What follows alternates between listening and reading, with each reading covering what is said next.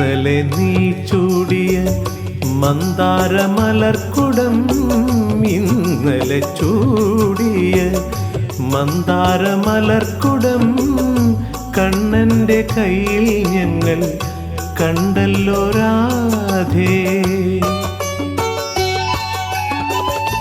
എന്തിനു സംഭ്രമം, എന്തിനു ലജ്ജാഭാരം, എന്തിനു സംഭ്രമം, എന്തിനു ലജ്ജാഭാരം, എന്തായാലും നിന്റെ സഖികളല്ലേ ഞങ്ങൾ, സഖികളല്ലേ